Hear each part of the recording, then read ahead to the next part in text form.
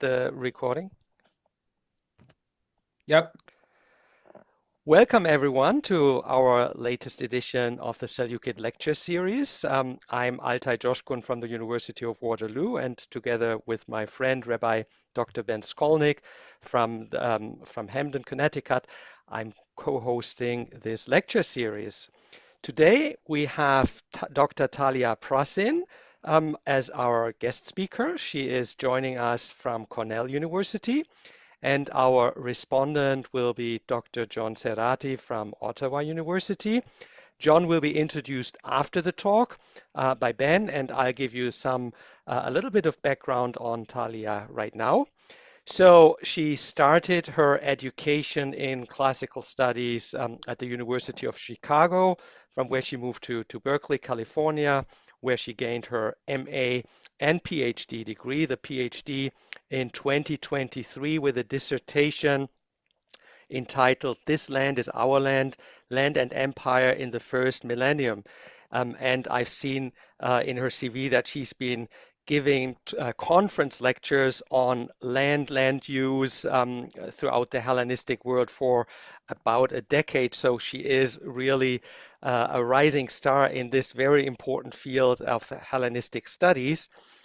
And I really envy her looking at her language skills, namely the ones that you need, not just Greek and Latin, but also Aramaic and Akkadian. So she is really very well prepared to offer us something very substantial.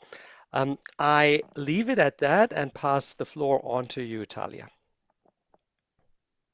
Thank you so much, Altay.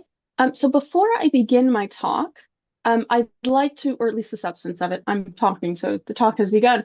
I'd like to frame this within sort of the context of the book project that this talk is coming out of. This paper represents the middle stages of a chapter of my current book project, Empire Under New Management. That project focuses on land grants and distributions as a lens for interrogating the institutional transition between the Achaemenid and Seleucid empires.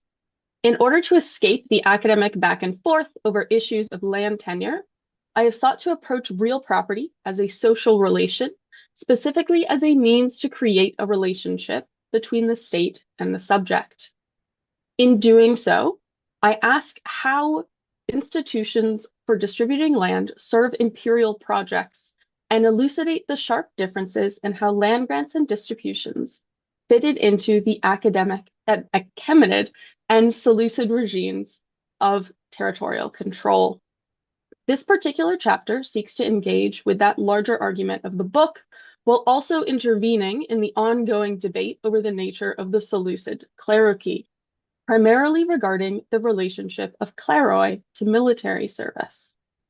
In writing this particular talk, I have brought forward the chapter's argument about the nature of the Seleucid Cleruchy itself, because I want to hear your critical feedback on this argument long before it ends up in your book reviews in print.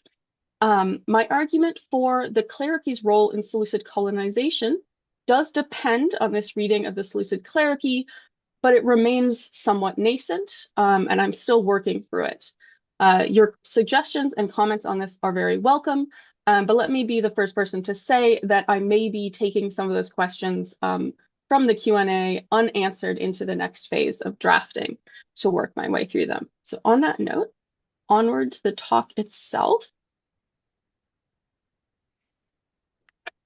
The Seleucid Cleruchy has, for several decades now, become something of an institution non grata among Seleucid historians, who have come to realize that the extensive Ptolemaic comparanda are largely a historical red herring. In the absence of extensive papyrological material, the Seleucid evidence seems comparatively impoverished, comprising a handful of inscriptions. While attempts have been made to locate comparanda in the institution of the Antigonid Cleruchy as well, this continues to tie the Seleucid institution to external evidence, rather than making an accounting of the difficult Seleucid material on its own terms. This, in part, is the aim of my talk, to reckon with what can be said from the Seleucid evidence, particularly the documentary evidence, without resorting to comparanda from other Hellenistic kingdoms. Beyond this aim, however, I also seek to contextualize the Seleucid Cleruchy within Seleukid colonization to offer an alternative to the theory that the cleruchy was a means to compensate individuals for compulsory military service. My approach to the Seleucid evidence for Kleroi focuses narrowly on analyzing documentary evidence that is both demonstrably Seleucid and explicitly uses the term kleros. I have chosen this approach not because it is necessarily the best use of the evidence at my disposal, but because it seemed like an important and compelling experiment to see what can be said about the Seleucid Kleroi before bringing in attestations, both literary and epigraphical, of Seleucid land distributions not described as Kleroi, but commonly accepted as such. Once evidence for Seleucid Kleroi is restricted to Seleucid period texts that use the term kleros, the corpus of evidence becomes almost shockingly small. There is only one decree, part of the Sympoliteia between Smyrna and Magnesia by Sipolis, that I can present without any significant caveats to its association with Seleucid institutional practice. This document will form the core of my talk today. Before looking at this document, however, I will sketch out the Ptolemaic cleruchy to elucidate why it cannot be productively used to fill in the gaps in our understanding of the Seleucid institution. Then, I will provide historical context for Kleroi in inscriptions from Asia Minor, suggesting that Kleroi had come to be allotments of fixed sizes by the end of the 4th century. After this, I will discuss the Seleucid evidence, looking at the Mnesimicus inscription for insight into the inheritability of Seleucid Kleroi, and the aforementioned Sympoliteia inscription to explicate the entanglement of Seleucid Kleroi with military service. Finally, I will conclude with an alternate reading of the purpose for the institution of the Seleucid Cleruchy. While I eschew comparison with the Ptolemaic cleruchy, understanding its contours proves fruitful in guiding the questions we should ask of the Seleucid evidence. Because the Seleucid evidence is much less plentiful, it offers fewer obvious inroads into sketching out the institution of the cleruchy when taken on its own. The Ptolemaic cleruchy can serve to structure my inquiry, even if its evidence cannot fill in the lacunae in the Seleucid material. Under the Ptolemies, the system of military colonies initially used the language of Athenian colonization, kleros for the plot of land, and klerukos for the holder of a kleros. The Ptolemies first implemented the institution of the cleruchy in the early 3rd century, perhaps even as early as under Ptolemy I. The institution was certainly well established under the reign of Ptolemy II. Early cleruchic grants were relatively large, 100 aurei in size, and primarily came from reclaimed land in, for example, and most classically, the Fayum. Because of issues of chronic salinization, the Fayum had a substantial amount of fallow land that the Ptolemaic kings wanted to bring into cultivation in order to increase their tax revenue. Simultaneously, they needed a solution for settling the large numbers of veterans who had fought in the wars of the successors. The cleruchy emerged out of these two anxieties as a solution to both. By distributing fallow land to soldiers, the Ptolemies could devolve some of the costs of land reclamation onto their subjects, rather than bearing the entire burden themselves. Simultaneously, because military service was attached to these kleroi, they were able to call up armed forces as needed, but did not have the issue of standing troops malingering near Egypt's cities. The Ptolemaic cleruchy allowed veterans to support themselves economically while diffusing them throughout the countryside to avoid a critical mass of dissatisfied soldiers in Alexandria who might have rebelled against the king. The king received remuneration in the form of required military service and taxes paid on the land. All the soldiers receiving Kleroi were initially known as Cleruchy. In the 2nd century, however, when the Cleruchy opened up to a larger portion of the population, the cavalrymen, often of Greek heritage, came to be known as katoikoi hippeis. The term katoikia was not used in Hellenistic Egypt to refer to settlements, but rather to the status of being a katoikos hippeus. Some burden on military service on the Ptolemaic clerics seems to have survived until the Roman period. Initially, as a result of the military service requirement, Kleroi were held as lifetime grants and could not be inherited without external intervention. This remained true in some cases as late as 238 BCE. By the end of the 3rd century, though, Kleros grants had come to include the original grantees' descendants as well. This progress toward complete alienability continued through the 2nd century, and by the end of it, Cleroi could not only bequeath their plots to their heirs, but also alienate them through sale or cession. Under the Romans, Kleroi continued to exist as a category of land, but came to have virtually no limitations on tenure beyond that of ordinary private land. As alienability increased in the late 3rd century, the size of Ptolemaic Kleroi also began to shrink. Scholars have attributed this to a number of possible causes: a reduction in the socioeconomic importance of the clerichy, the lack of fallow land left to distribute, or an increase in the demand for land in general, and therefore a concomitant increase in its value. Slowly, the range of recipients also expanded to include Egyptian security forces and social elites, considerably changing the purpose of the institution from reclaiming land and settling soldiers in the countryside who might otherwise become a threat to Ptolemaic power, to rewarding individuals and forging bonds of loyalty between king and grant recipient. The heterogeneity within the implementation of the clerichy in Ptolemaic Egypt, both regionally and diachronically, should give scholars pause before assuming strong parallels between the Ptolemaic and Seleucid institutions. However, a number of avenues for analysis emerge from this brief institutional portrait. In particular, the source of redistributed land, its inheritability and alienability, and the role of military service. In what follows, I will reassess the Seleucid evidence for the Kleroi responding to these 3 categories of analysis. Before I engage directly with the Seleucid evidence for the clerichy, I will offer a brief history of the development of the term kleros in inscriptions from Asia Minor. This history elucidates a major change in the meaning of the term kleros in Asia Minor that roughly corresponds with Alexander's conquest and the subsequent wars of his successors, setting the stage for the Seleucid clerichy.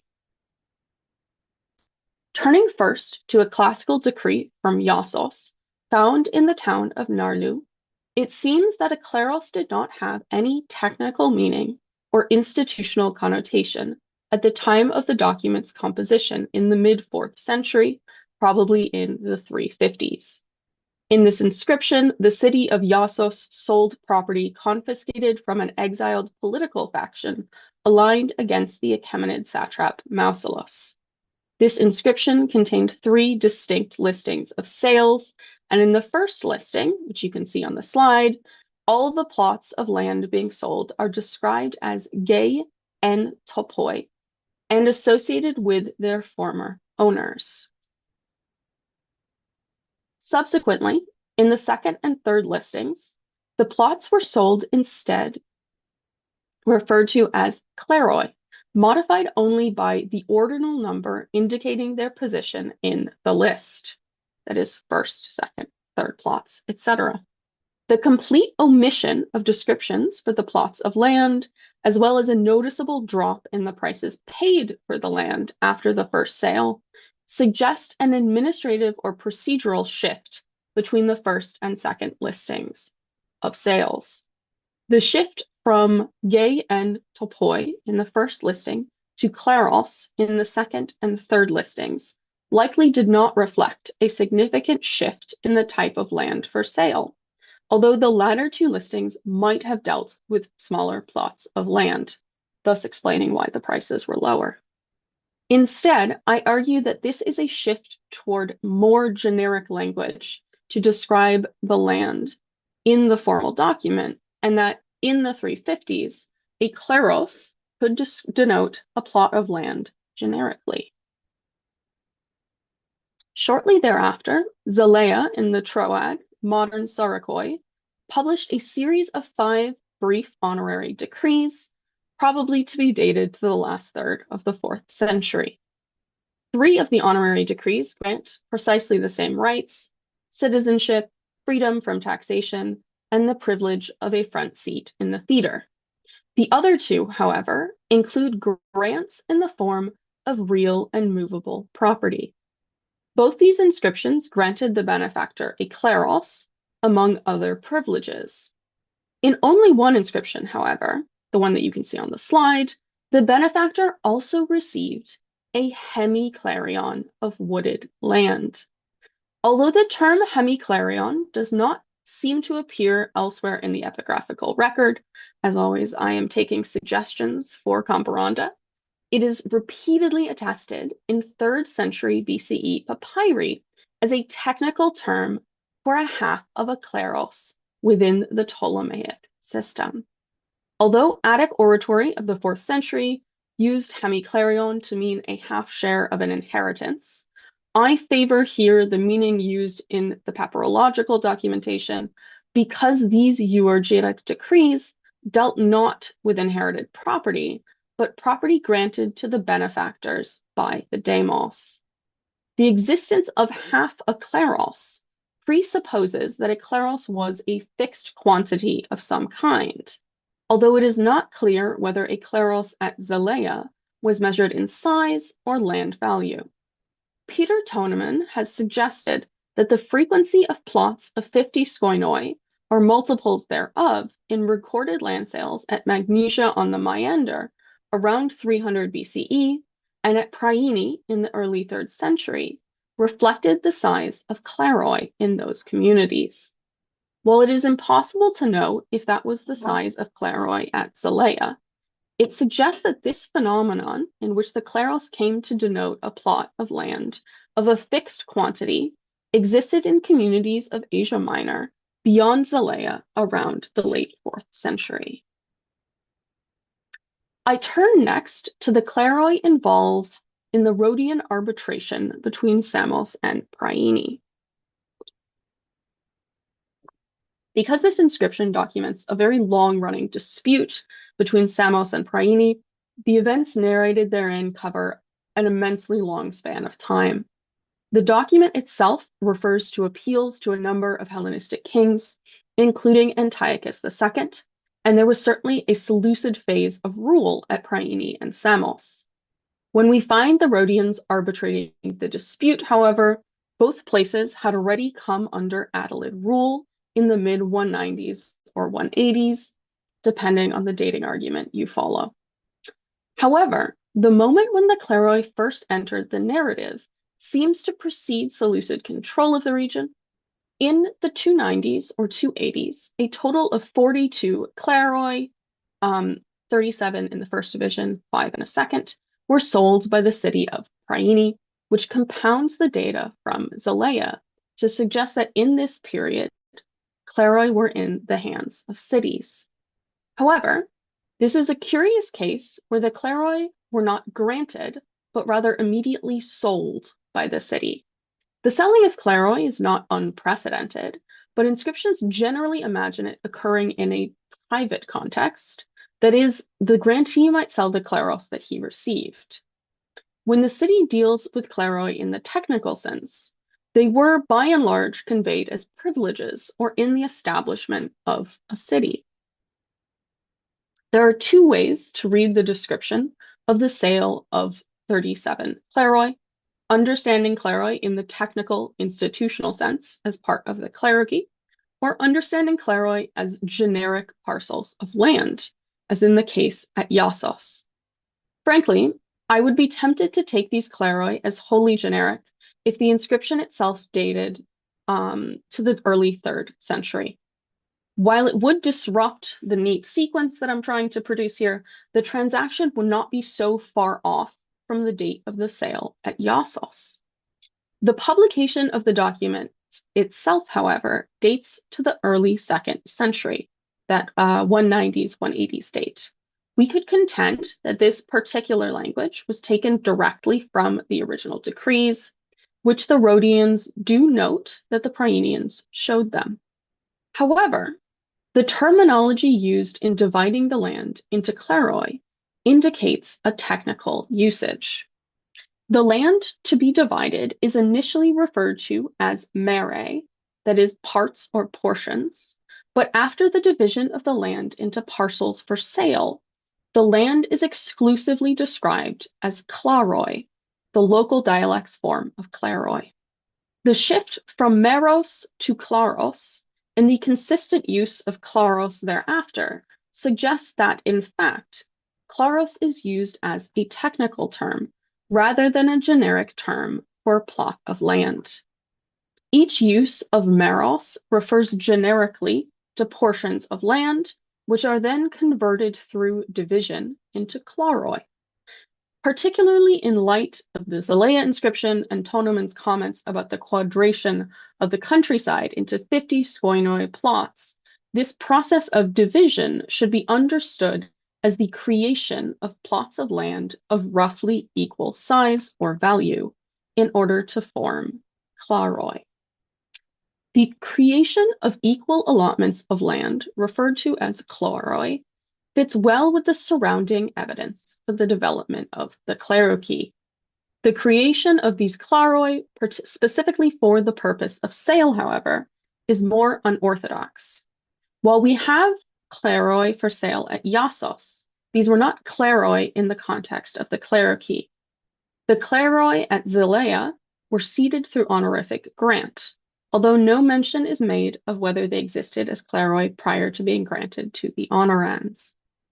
Because the chain of custody for a kleros prior to its alienation by a city is rarely explicit, it is hard to know if kleroi were regularly created for the purpose of alienation, whether by sale or grant. However, in the case of Priene, Magneto rightly suggests that the sale of this public land as kleroi could be motivated by financial crisis. It also served as a means of exerting territorial claim to the area in question, disputed between Priene and Samos. By selling the land to Prienians who would exploit it and potentially settle there, Priene could make a more convincing case that the territory was theirs because it was occupied by Priene's citizens. It seems likely, therefore, that a klaros in early 3rd century Priene was a plot of land of a standardized size or value taken from new civic territory, which could be sold by the city to private citizens. The fate of these kleroi after their sale is entirely unknown. They do not reappear in the narrative of the dispute between Samos and Priene. So up to this point, the 3 inscriptions I have dealt with predated Seleucid rule in Asia Minor and dealt with the alienation of kleroi by sale or grant by cities. These inscriptions did not speak directly to the question of inheritability of land, although Priene's sale of kleroi is suggestive. For more direct evidence, I turn to the Nisimachus inscription, I Sardis I, which documents the transfer of an estate from a certain Nisimachus to the sanctuary of Artemis in Sardis as a result of his default on a loan from the sanctuary. Nisimachus had received this estate from Antigonus Monophthalmos, but the description recording the transfer of the estate to Artemis was published on the wall of the Temple of Artemis, built under the Seleucids during the 3rd century. This is between about 280 and 220. This surviving inscribed copy from the Temple of Artemis might represent the inscription or re-inscription of a document dating before the Seleucid conquest of Asia Minor. However, assigning the Nisimachus inscription a precise date is very difficult, and it might plausibly be understood as reflecting Seleucid or non-Seleucid institutional arrangements, in spite of the physical copy dating between about 230 and 220 BCE. The following argument should be taken with that significant caveat in mind. So, Nisimachus's estate was described as containing two Kleroi. These Kleroi have in the past been associated with a reserved portion of the estate, the so-called exirema, that was set aside for a certain Pythios and Adrastos, seemingly divided out of Nisimachus's estate when some unspecified adjudication occurred. However, as Richard Billows and Gigi Apergis have convincingly argued, the descriptions of the Kleroi and the property in the exirema do not map onto one another. The two Kleroi were in Kinaroa and Nagrioa, while the properties in the exirema were in Tabalmura and Peria Sasostra. The exirema and the Kleroi were entirely separate properties, and the Kleroi did indeed belong to Nisimachus himself. I stress this point because it does not seem that Pythios and Adrastos exirema transferred to Artemis, but Nisimachus's estate certainly did.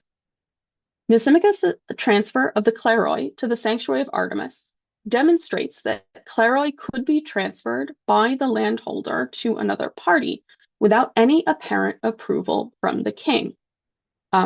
This is in contrast to those early Ptolemaic Kleroi. So additionally, the extension provisions intended to compensate Artemis if claims were to be made against Nisimachus's estate at a later date, specifically included the Kleroi and applied to both Nisimachus and his descendants. While the complicated question of why this land could be confiscated by the king is beyond the scope of this paper, it is nevertheless clear that the Kleros did not default back to the king's ownership upon Nisimachus's death, because the inscription anticipated the possibility that claims could be brought on the Kleroi after Nisimachus' lifetime. From the Nisimachus inscription, it seems evident that at least these Kleroi could be transferred freely by the landholder, and that there was no lifetime limitation on the tenure of them, although the complicated dating and the historical context of the Nisimachus inscription make it difficult to have complete confidence that this reflected only Seleucid institutional arrangements. Finally, I come to a series of documents from Smyrna regarding a Sympolateia with Magnesia by Sipylus as a result of a conflict between political factions around Seleucus II and around his brother Antiochus Hierax. These documents are variously dated between 246 and 241. I'm not going to belabor the various arguments for dating because I don't believe that they significantly impact my reading of them. So this is a choose your own adventure dating moment. The first document sets the historical context for the Sympolateia and the typical language expected in relations between Seleucid king and Greek polis. It also describes the initial negotiations between Smyrna and representatives of Magnesia by Sipylus. The second document is the formal treaty between the two parties, and the third and final document deals with provisions for a fort in the area and certain additional military groups. In describing the inhabitants of Magnesia, this inscription makes use of a number of different formulations, with subtlety shift across the three documents. The primary category of interest to my argument is the katoikoi in Magnesia. In addition to these, there are also the hypaithroi, those in the camp, who were cavalry and foot soldiers in the first document. The initial formulation describing the inhabitants of Magnesia who were involved in negotiations with Smyrna only refers to these two groups, the katoikoi and the hypaithroi. Each group separately sent envoys to Smyrna, clearly separating their interests in the first document. The extent to which the katoikoi and the hypaithroi should be distinguished is extremely murky, however, because a clear shift occurs between the first and second documents in the description of these groups. In the second document, which conveys citizenship of Smyrna on many of the inhabitants of Magnesia, the hypaithroi seem to have become katoikoi as well. One group of katoikoi were specified as those katapolin within the city, and the others entois hypaithrois in the camp, creating a spatial binary that is either missing or possibly implicit in the first document. I find it plausible that some actual status change has occurred between the first and second documents, but also not impossible that this represents instead a variation largely created by different composers between the two documents. This second document also introduces a third category to receive Smyrnian citizenship, the other inhabitants of Magnesia who were free and Greek. This is sometimes appended to the first two in a way that could be taken to imply that these other inhabitants were also katoikoi. However, the katoikoi, both in the city and in the camp, appear as actors entirely separate from this group of other inhabitants, so I believe that these two groups can and should be distinguished. Not all inhabitants of Magnesia to receive Smyrnian citizenship were katoikoi. So in the third document, yet another category is introduced, and these are the people living in the fort of Ptolemaic. Smyrna took over the fort and gave the Ptolemaics in return citizenship and all the same rights and privileges as the other citizens in this third document. At no point are the Ptolemaics explicitly referred to as katoikoi. In addition to granting citizenship to the Ptolemaics and several military groups, this third document makes various arrangements regarding Kleroi. Here we come back to the Kleroi argument. The people living in Magnesia are said to possess two Kleroi. The decree then shifts to discussing the possibility that the land held by those who were formerly katoikoi in Magnesia would be attached to Smyrna's territory. The decree specifies that if the land that the former katoikoi held were attached to Smyrna, their three Kleroi were to remain adorea, technical term for a land grant. This is followed by provisions for giving a kleros to those who did not possess one. There is an uncomfortable disconnect between these numbers of Kleroi and the categories of individuals that we have dealt with so far. It has sometimes been posited that mention of three Kleroi implies that those living in Ptolemaic would receive a third kleros, in addition to the two they are already possessing specifically, if they attach their lands to Smyrna. Yet the inscription emphasizes here not the granting of new Kleroi, but maintaining more abstract financial privileges that the former katoikoi already possessed, keeping their Kleroi as adorea, and maintaining their current freedom from taxation. Rather than implicit grant, I see this new clause dealing with expanding Smyrna's territory as a change in topic. That is, those living in Ptolemaic who had two Kleroi were entirely separate from the men who were previously katoikoi in Magnesia. The former katoikoi in Magnesia were instead those katoikoi who had become citizens of Smyrna in the second document within the dossier. This is complicated by the reference at the beginning of this third document to them as katoikoi in Magnesia, with no mention of any change in status. However, I argue that the temporal indicator is necessary in this particular clause because discussing their Kleroi, because the addition of their land to Smyrna's territory depended on the katoikoi's new status as citizens of Smyrna and the implicit right of antithesis that it conveyed. Regardless of whether the Sympholeteia involved any physical relocation, between the two communities, the change in civic status conceptually dislocated the Kotoikoi from Magnesia and placed them instead as part of Smyrna. This clause reconciled the previous tenure and tax regime under which the Kotoikoi held their Kleroi in Magnesia with Smyrna's regime instead. After the discussion of the addition of the Kleroi to Smyrna's territory, provisions were made for granting Kleroi to former Kotoikoi who did not possess any. Given that all the Kotoikoi seem to have been cavalry and foot soldiers, regardless of whether they were in the city or in the camp, the presence of Kotoikoi who did not possess Kleroi would suggest that there could not be a one-to-one correspondence between military service and the grant of a kleros, or 3 Kleroi, as the case may be.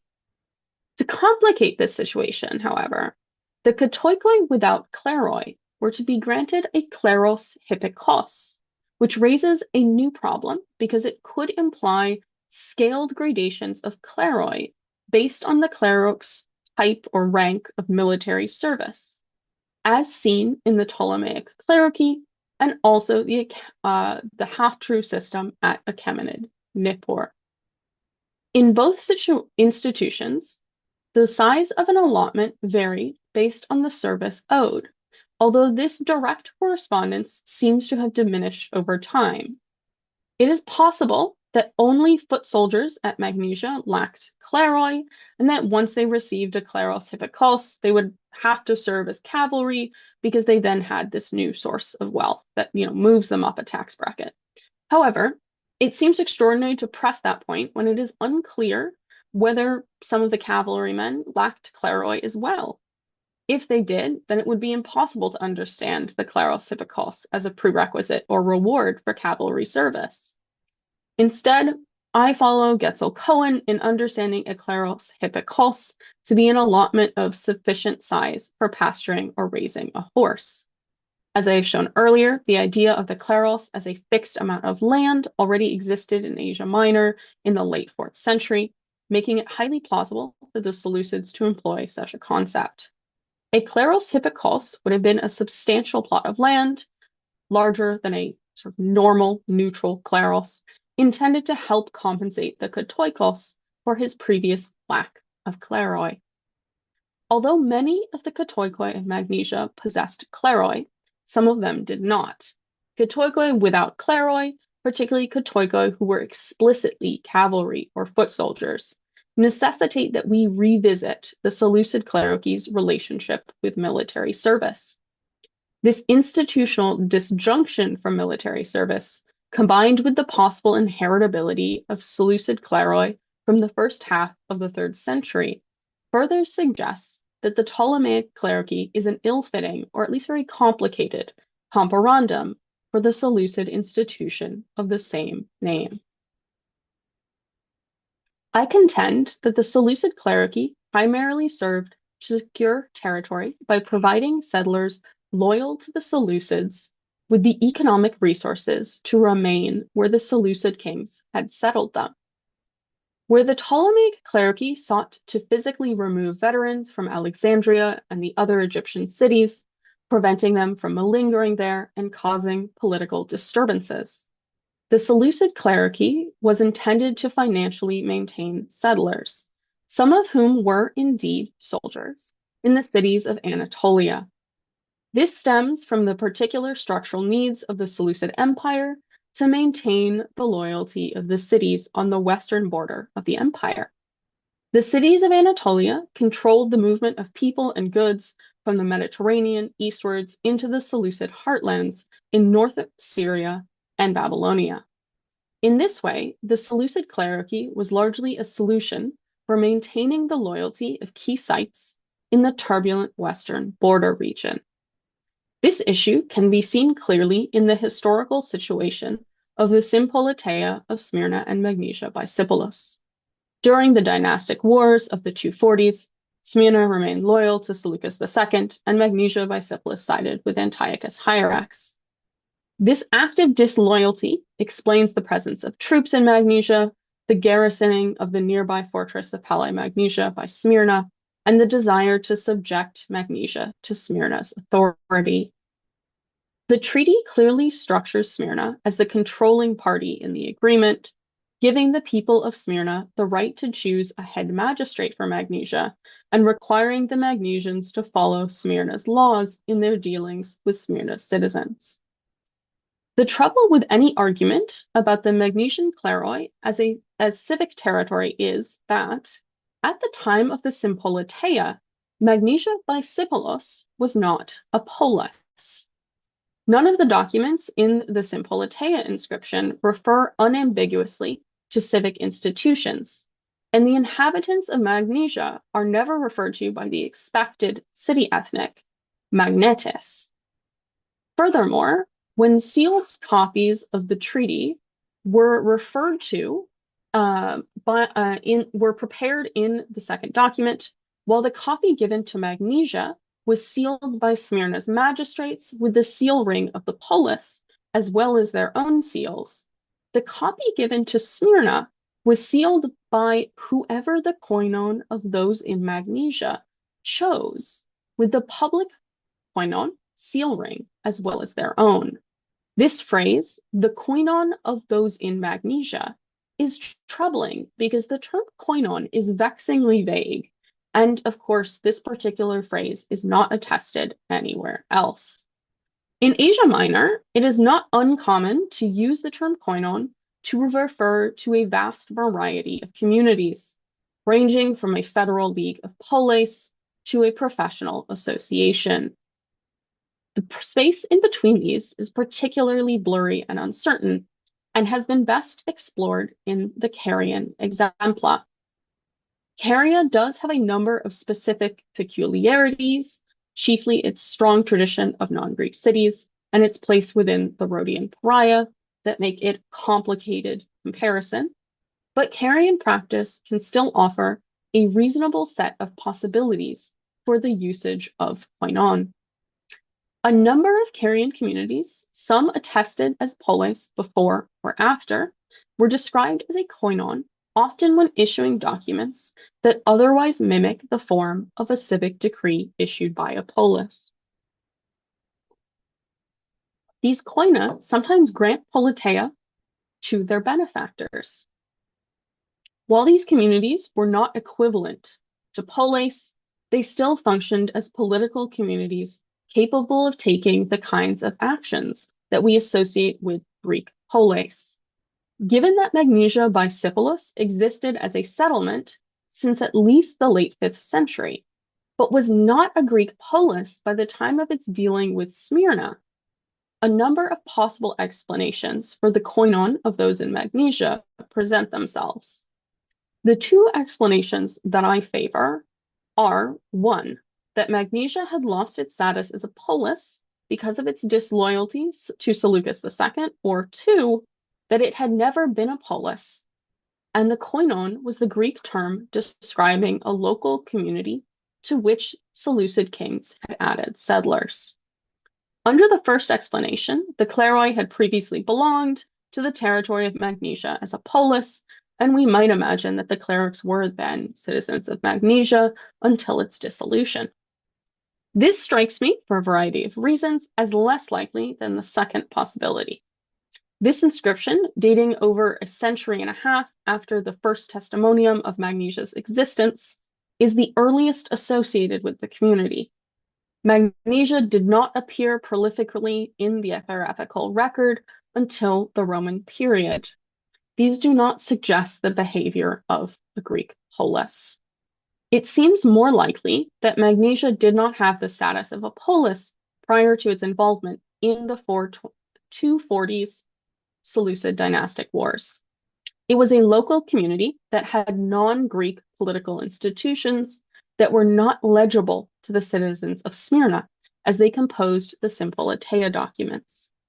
They referred to it as a koinon to represent that it was a unified political community. What the inhabitants of Magnesia might have called their state is unknown to us. However, given that some of the katoikoi are described repeatedly as katapolin It seems possible to say that this community had an urban center, the asti that we sometimes talk about in polis. From the discussion of the Katoikois Kleroi, it is evident that Magnesia had extra-urban territory. The incorporation of the fort of Palai Magnesia further suggests that the koinon included smaller outlying settlements on the village level. All in all, Magnesia by Sipolis sounds in description like a settlement on the same scale as a Greek polis. It was therefore a city, just not on the Greek political model. The imposition of Seleucid settlers, both the Katoikoi and those at Palai Magnesia, on Magnesia gave those loyal to the Seleucid king a voice in the political life of the koinon. At the time of the settlement of these Katoikoi, probably by Antiochus I, the installation of a quasi-occupying imperial force might have been sweetened by the addition of a substantial amount of land, up to 3 Kleroi per Katoikos, after all, to Magnesia's territory. This action is reminiscent of Priam's choice to sell Kleroi of disputed borderland to its own citizens. That is, the placement of politically aligned persons within Magnesia's territory increased the likelihood that it would remain under Seleucid control. When these settlers or other members of their community proved loyal to a different Seleucid king, Seleucus II saw to it that this Cleruchic land ended up as part of loyal Smyrna's territory instead, as a reward for its faithfulness. The Seleucid Cleruchy served as a political tool at the king's disposal, part of the larger set of practices through which the Seleucids negotiated control of established political communities of the empire. Rather than providing living expenses for reserve forces or veterans, the Seleucid Cleruchy allowed the kings to create ties between colonists and the land, while simultaneously making it economically viable for those settlers to live in established cities where available agricultural land might otherwise be scarce. Thank you for your time.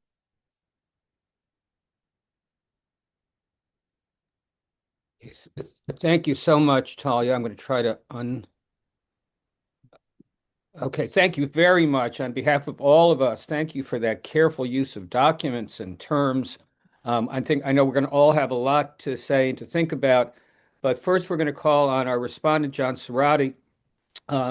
John, I'll give you the formal part first, is an adjunct professor at the Department of Classics and Religious Studies at the University of Ottawa. He has published extensively on Hellenistic world and the Roman Republic, as well as warfare and ancient economies. For our lecture series, I was thinking that John had lectured last year. It was actually in 2022. I had to go back and look, and I couldn't understand why did it feel like last year, because also that lecture became a chapter in a shameless promotion of our book, Seleucids at War. That lecture became, and so we've been thinking about that lecture for a long time. And that's what makes him the perfect respondent today, because that chapter was soldiers, settlers, and citizens, Katoikoi in the Seleucid Empire. If I can just mention one other thing before I give John the floor.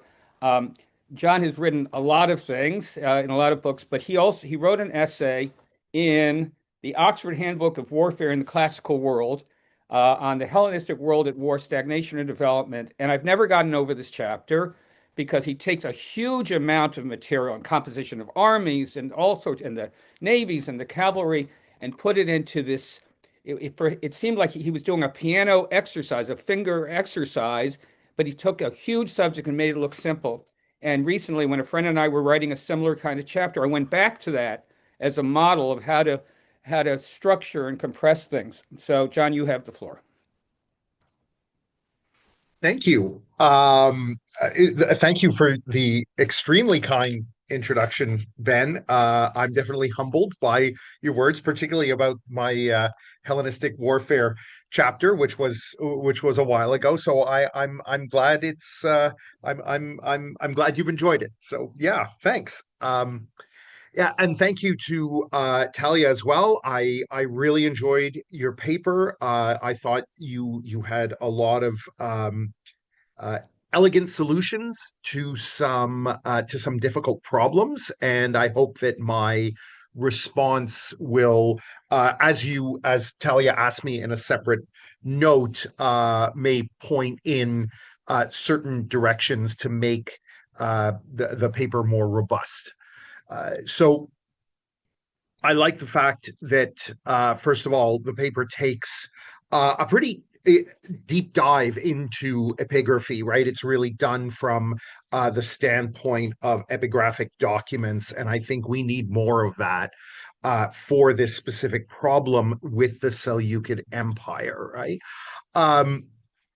So this your piece, and when it does appear in publication, will be especially welcome. I liked how you really cut to the heart of the problem. Are Katoikoi in a Seleucid sense the same as Cleruchy are for the Ptolemies, right? That's the $1,000,000 question, as they say, right? I would argue, and I have argued in my piece on Cleruchy in the Seleucid Empire, which Ben just mentioned, that there's a preponderance of evidence to suggest that, yes, Katoikoi in many senses can be seen as the equivalent of Cleruchy for the Ptolemies. But the problem, as you signaled, is significantly more complex than that.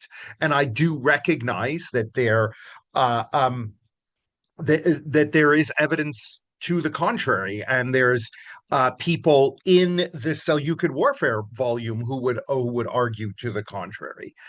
And this also raises the question of why these military settlers are referred to by a different term, given all the history. Why are some referred to as Katoikoi? Right, especially given, again, as your paper signals, right? This is Cleruchy are a long-standing Athenian tradition. They go back well into the classical world, if not to the archaic. And then certainly the Macedonians used them as well. So there's a long tradition of exchanging land for military service there. Right? As I said, I think your solution is very elegant.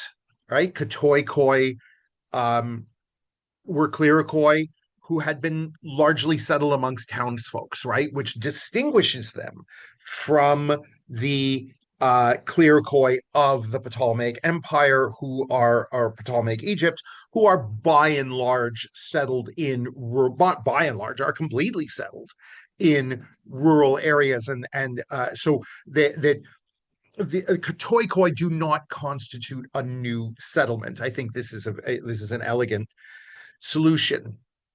I think your first section, you're right to point out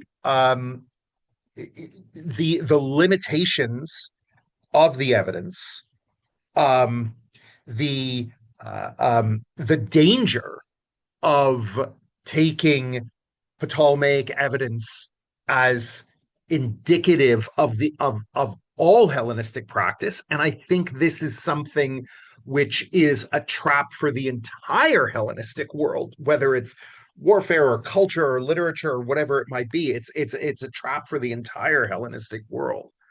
That said, that undoubtedly, the Seleucid Empire was also subject to numerous external influences. The use of Cleruchy by the Ptolemies could equally have influenced their uses amongst the Seleucids and vice versa. Right? Simply put, neither the Seleucids nor the Ptolemies existed in a vacuum. Right? And so, again, while we can never take Ptolemaic evidence as indicative of practices outside of Egypt, all the same, we should not discount, not that you have done so. You mentioned this is a part of your argument anyway. It's wrong to discount that Ptolemaic practices may have played a role in the organization of Cleruchy throughout the Near East. Right. One thing which did strike me is that the not that I don't mean to sound arrogant or braggadocious here, but the paper did not seem to be, that section with the Ptolemaic evidence did not seem to be aware of my companion piece to the Seleucid Cleruchy. I have another piece on Ptolemaic Cleruchy, and I can send that to you, right? And I hope that might, for whatever it's worth, help flesh out some ideas in that first section. In that piece, I argue, rather than, how you put it, that over time the Ptolemaic Cleruchy by and large became taxpayers rather than soldiers who had been given land in return for military service. I argue, on the other hand, the Ptolemies didn't need the revenue, and so they simply neglected the system, and therefore it atrophied. Right. So I don't think that's going to change your overall conclusion, but that's really just for the first section. Right. I thought your paper did very well to highlight how the Seleucids conquered land where this practice of exchanging land for military service already existed, right? And so therefore they would have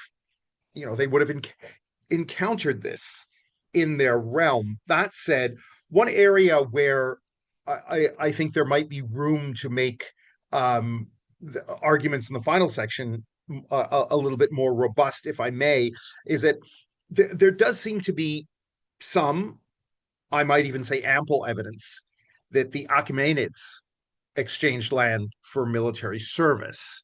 And so how much of this practice is influencing the Seleucids? I personally think quite a bit.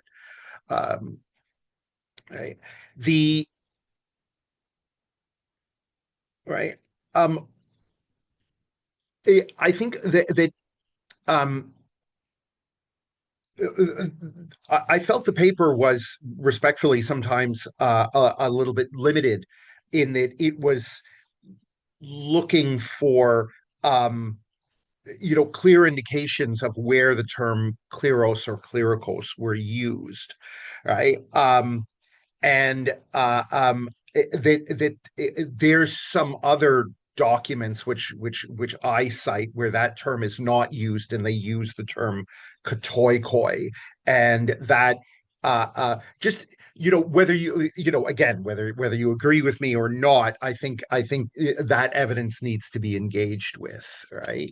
Because I think that does cut to the heart of the argument, as to are katoikoi and klerikoi, can they ever be considered the same thing? And again, as I said, that some of our colleagues, including the distinguished Nick Secunda, would argue against me, right? The conclusion, klerikoi serve to right, economically benefit soldiers. Yes, I completely agree with this. They're used to police new territory in order to ensure loyalty. I completely agree with this. Right. But I also think there's room for the idea that they're also meant as a home defense force, as a garrison force for urban centers, and specifically because and they can be both at the same time. Those two ideas can live together.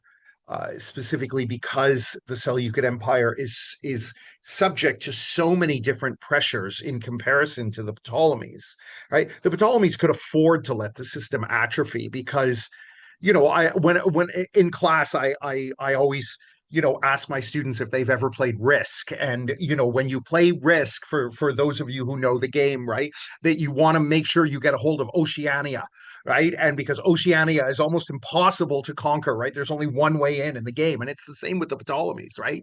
Geographically, it means, other than the Syrian portion of the empire, that the Egyptian portion of the empire is by and large safe, and is only rarely invaded, and so a home defense force is not that important. The Ptolemies are not, excuse me, the Seleucids are facing different pressures, right? And so home defense forces, along with those same forces acting as police forces for new territory or to police new territory, and to give soldiers a I thought your last sentence, I really liked that. I took a note of that, right? To give a tie between colonists and the land. That's equally as important, right? But yeah, this is someplace, something you may want to consider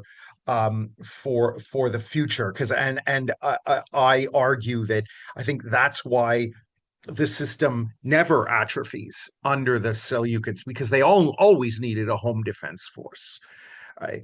And my last point is, I'm wondering if they something just popped into my head, and this is actually not, I don't think it's part of my paper. Maybe it is. I can't remember. I should have reread it. But could Katoikoi, could the landless Katoikoi, could a solution to that problem be that they don't get land, but they're quartered or barracked with the existing population, right? So they're all Katoikoi, but some Katoikoi are Cleruchy and some aren't. And those Katoikoi who aren't, then they get quartered on the existing population. And I haven't looked into this. This is something which, as I said, popped into my head as I was reading your paper. And I wonder if there are precedents for this in the Near East, right, where those being housed, because certainly there is that connection of Katoikoi to town, settlement, villager. So could it have something to do with that? I wonder. But overall, I really enjoyed your paper. I'm very much looking forward to seeing this move forward, and to continuing what I think in terms of Katoikoi and Cleruchy is a fascinating and important and noteworthy conversation. So thanks to thanks to Talia for her paper, and thanks to Ben and Altay for giving me this opportunity. Thank you very much, John. Talia, would you like to respond? Um, I think I can respond really quickly. I don't know that I want to contest any of what John said. John, thank you for that wonderful response. It's given me a lot to think about moving forward. I've taken very careful notes. I am very intrigued by what you've raised as the idea of sort of a back and forth. I think both between the Seleucids and the Ptolemies, but also between the Seleucids and the Achaemenids, a sort of back and forth with the past as well. And as I was working on this, I started to see more echoes of the Ptolemaic material in the Seleucid material, in a way that didn't necessarily make me change my mind on using the Ptolemies as sort of supplementary, but did have me thinking very thoughtfully about the extent to which those two systems are in dialogue with each other. So that is something that I really want to take with me going forward with this paper. I think that was a very important point. I do want to respond to your comment about the scope of the evidence. You are absolutely right. This is a very, very limited scope. I think some of this is that I went into this seeing it as a history of Kleroi and the Cleruchy, and the Katoikoi were sort of the institution I found along the way, and moving into that world of what is happening with the Katoikoi in particular, and bringing them into the narrative of this chapter is very much, I think you're right, it has to be the next step, is thinking through how that material fits into this argument. So thank you for pointing me in that direction. I as in terms of is the reserve force truly incompatible with my conclusion? I think you're right that it's not fundamentally incompatible. I am a little uncomfortable with the military service requirement because of that strange disjunction between Ketoikoi and Kleros holders, where there seems to be a group of people who are soldiers that don't have and are known as Ketoikoi, and they don't have access to Kleroi. To me, that is sort of the smoking gun. And I think a lot of this is about where you stand on that as determinative evidence. So I think this is one of those moments where I respectfully agree to disagree, might finesse my conclusion a little bit to meet you halfway. But I really want to think about that a little bit more. And perhaps in working through the Ketoikoi material, I'll sort of shift where I stand on that. But thank you so much again for your response. It was incredibly helpful. Thank you. Okay, thanks to both of you. Thank you. Are there other questions? I'm sure there are. Altay.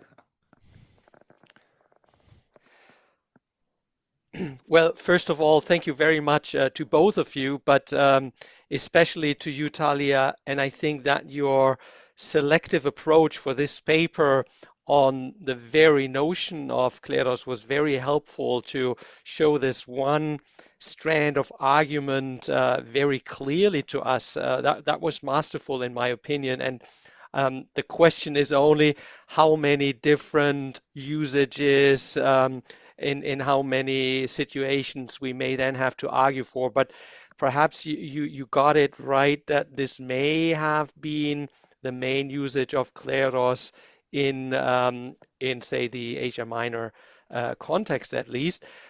So I found that very helpful, even though, well, most of the problems will circle around the Smyrna magnesia evidence, which is just so messy and so complicated.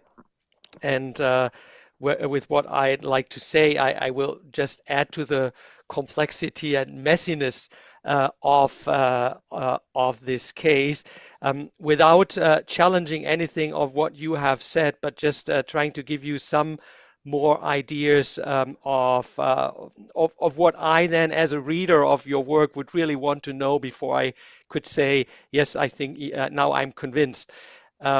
So part of my hesitation is due to the fact, as some of us know quite well, that I have challenged the traditional chronology of the Third Syrian War, which is very relevant for the document from Magnesia. And my main argument was that the outbreak of the War of Brothers, the war of succession, if you want, between Seleucus II and Antiochus Hierax started nearly immediately after the death of Antiochus II still in summer or late summer, early fall 246, rather than several years after or towards the end of the Third Syrian War in 241 or even later. And when I was preparing for your lecture and looked into Inken's edition of the inscription of Magnesia again, I was pleased to see, and I must have forgotten it, that he too argued for the same beginning as I did. And it's not yet commonly accepted. I think the controversy is still going on, but it would make a big difference in trying to understand what was actually going on at the political, at the geostrategic level. And that might help us to get a better understanding who these different groups actually were, citizens or quasi-citizens beside the kat oikoi and the various different groups of those doing military service or being in a military class category, where it often is not so clear to me whether the subgroups, the infantry, the cavalry, the hypaetroi, and then the ones mentioned in the context of Magnesia, the ones mentioned in the context of Palimagnesia, whether they were subgroups of the katoikoi, whether they were subgroups of those whom I had understood as being the previous citizens of Magnesia. Now you have actually given me much to think about whether that was a category or not, or whether we should now say more carefully the koinon members. There is still a lot of uncertainty, and I wonder whether trying to reconstruct the entire picture of which king, which general sent troops to reinforce or occupy the city, occupy the fortress of Palimagnesia, or seize land or set up garrisons in the countryside. I would say that's what the hypaetroi are meant to be. That this needs to form an overall picture that is somehow consistent. And you have not mentioned today, but you're of course aware that some more specific groups are singled out, and in a different context. We also in this lecture series often have fans of the Iranian traditions and roots and traces, so they would immediately quote this important document, the third sub-document on Palimagnesia, for the troops of Omanes, who was the leader of the Persians, and then big debate as to where these Persian troops come from, in which subcategory they may or may not fit in. And just to tease it out a little bit more, so we have those who had received land or Kleroi from Antiochus Soter. So clearly, Antiochus the First. And then we also have the intervention of Alexander. And I think most of us would agree, even though it's not 100% certain, but most of us would agree that this is the brother of Laodike the First, and with that, the uncle of Seleucus II and Antiochus Hierax. And it is very clear from a source in Porphyry that he was revolting with Hierax against Seleucus. Now the question is, do we accept my early chronology, my and Eacon's early chronology of that revolt? So do we think that the overall context is during or after the revolt of Hierax and Alexander in alliance with the Ptolemies against Seleucus II? Or do we follow the more traditional chronology according to which we think that Alexander had been a loyal governor under Antiochus II, under whom he is also attested, and then also under the successor of Antiochus II, and in the traditional sense, that would be Seleucus II.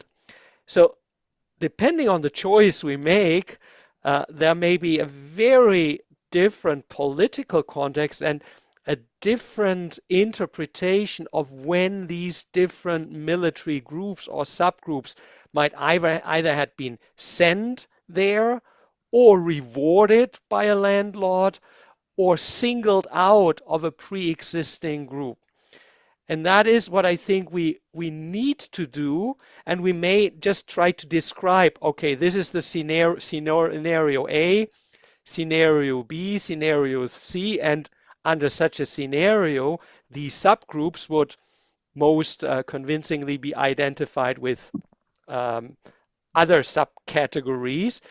And then we'll get a better sense of how the kleros may actually relate to the king, the service, and the city or koinon. So that's what I have to say now. I have to be very cautious because you have given me a lot of clarity on the one hand, but also a lot of confusion as to what I thought I had understood from the document, and I will need much more time to think through this again. But thank you so much. Thank you, Altay. Okay, we have several other hands. Michael? Oh, hi. I just want to thank you for that excellent presentation. And I think you're really right. I've spent time with this inscription, and I guess I'm like Altay. Every time I look at it, I don't know what to think, although I usually think what I thought before was probably wrong. But I think you're right that the smoking gun does seem to be this problem of katoikoi without Kleroi, and that seems almost a contradiction of at least the way we sort of understand those terms, the way we tend to teach those terms to undergraduates. I mean, I'm wondering if there's a way out. Do we have an issue of the Hupathroi are some kind of soldiers that are moving in and out of this area, maybe as a result of the war, military operations? They're swept up in this arrangement, and those guys, as you said, are getting laundered into Katoikoi, but whoops, they need Kleroi, and then that actually is actually to remedy this fact that we've briefly, in the context of everything that's going on, created Katoikoi without Kleroi, and so oh boy, we better give them a lot. I mean, I'm wondering if it's both a smoking gun, but does it also imply like really Katoikoi should have land? Let's hurry up and remedy that. It follows afterwards, but then we learn that there's all these troops, as Altay pointed out, in the city. There's a phalanx detachment, there's a Persian garrison. Are those maybe some of the guys who are becoming settlers and citizens, but need land because some of them have been brought in from outside and wouldn't have it?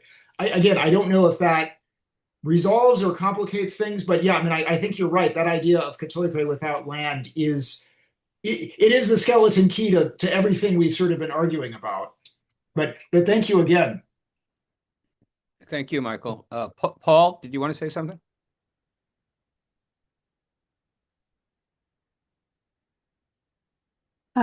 Sorry, it was okay. Can I reply very quickly Yeah, sure, to sure. Michael? Yeah. I think this is an excellent point. My feeling is that if we are saying that the Hupathroi have truly become Katoikoi in some process between the first and second documents, they are the most likely candidates for the Katoikoi who did not have Kleroi. Like you, every time I think I've clarified something about this inscription, it sort of creates a new problem for me. So I do actually think that perhaps I'm beginning to become convinced that Katoikoi are supposed to have Kleroi, because yes, of course, if that's something they're immediately rectifying, it suggests that that is the normal state of things, and they are sort of solving the problem of this being an abnormal set of affairs. I will have to think through this more. But thank you. That was a very helpful set of questions. I really appreciate it. Very good. Paul? Yeah, so first off, enjoyed the paper and all the close work with inscriptions, especially those early classical, early Hellenistic or late classical inscriptions from Ionia and the Troad. That's really useful stuff, I think. So a couple of things. I had a comment on Magnesia. I think it fits pretty well with what Michael already said. I think it sounded a little bit like you maybe took the conclusion that there were Katoikoi at Magnesia who weren't soldiers. And I think that it's possible that there were some who weren't potentially soldiers, but I think the evidence from the inscription, and I may have just misunderstood you, is pretty clear that there may be soldiers who weren't Katoikoi, but or who didn't have Kleroi, but everyone who had Kleroi seemed to have been aligned with military service. And of course, even in the Ptolemaic evidence, there are huge amounts of soldiers who don't have Kleroi as well. And so this diversity of institutions is one thing that exists. But in that note, I think there's potentially more to do with both how the Ptolemaic system is alike and different. I just requested John to send me his Ptolemaic piece as well. But in my book on the Ptolemaic institutions, there's pretty in-depth studies on kind of all of the complicated pieces for how their Catoic system worked. And one thing that I think might be useful to emphasize is the Ptolemaic system pretty consistently aligned a soldier with an allotment and with a, for want of a better term, a regiment. And I don't think there's any clear evidence on the Seleukid side that their allotments had that same one-to-one relationship in terms of expected military contribution, which I think also probably aligns with a slightly larger manpower pool than what the Ptolemies sometimes were dealing with. In the same way, I'd also look at the question about the Hippikos Kleros, where, I don't know, I think it's a little bit of a stretch to read it as anything other than a Kleros suitable for a cavalryman. But I think the important thing here is that it is in a situation of inducement and reward. And so granting regular garrison members up on a mountaintop fort a cavalry-sized Kleros may not necessarily mean they were expected to do cavalry service, but was, hey, we want to make sure you actually take the deal. Kind of like the just egregiously large Kleroi that are being given to Ptolemaic cavalrymen and officers as well. So anyway, a few things that I hope will in some sense prove useful as you move forward, but thanks again for the talk. Thank you. Elaine, would you like to say something? Thank you. First, I would like to congratulate you, Talia, for this great paper. And I liked a lot your detailed study on the notion of Kleros, even before the old documents, before the Magnesia inscription. I think that's very extremely useful.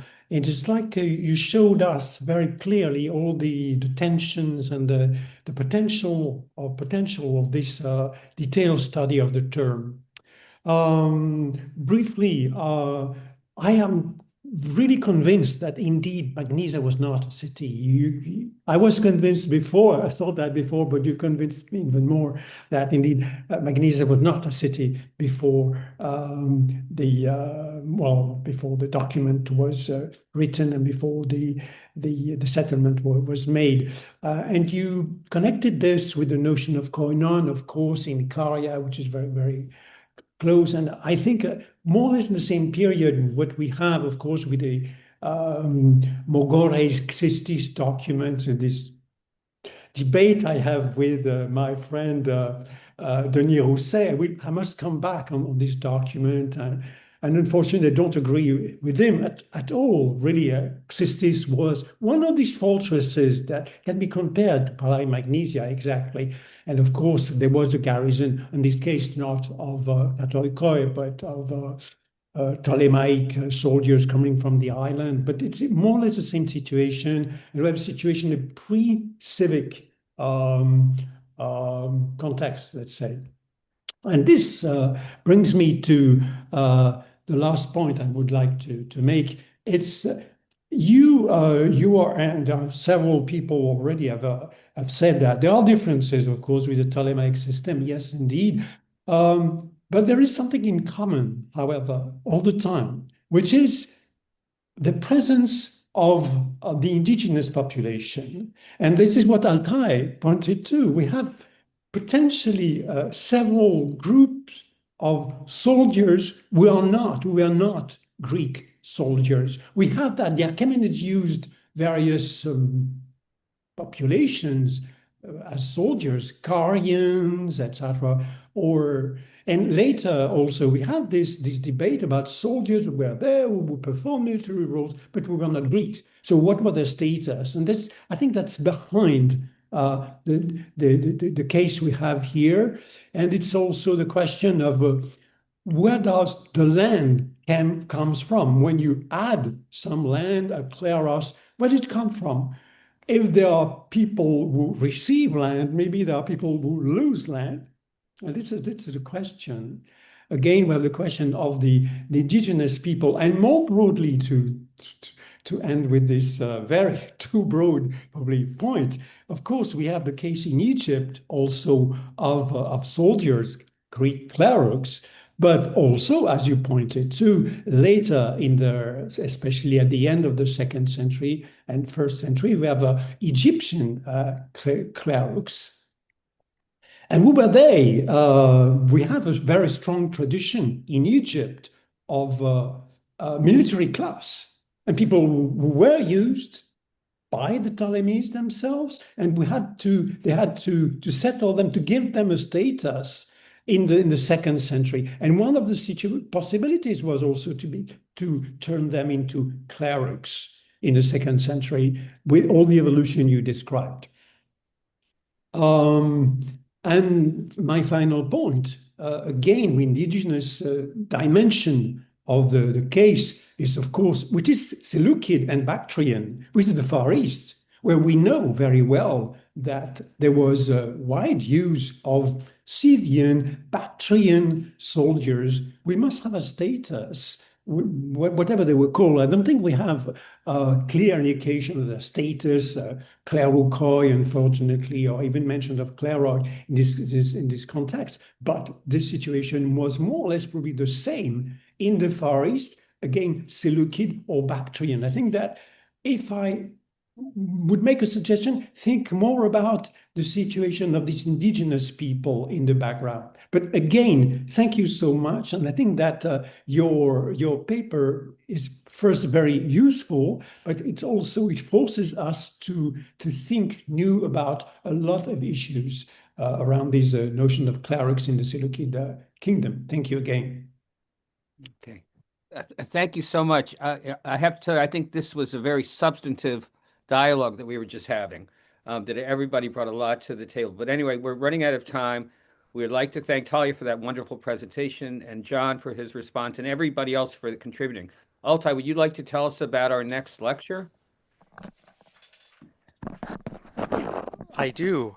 So yeah, thank you, Talia and John once again. And we are looking forward to hosting Liu Yujing from Shanxi Normal University in Xi'an with the presentation on Voices of Defiance, Historiography, and the Synchronized Secession of Bactria and Parthia on April 15th, same time, same place. And as the respondent, we'll have Dr. Graham Wrightson from South Dakota State University.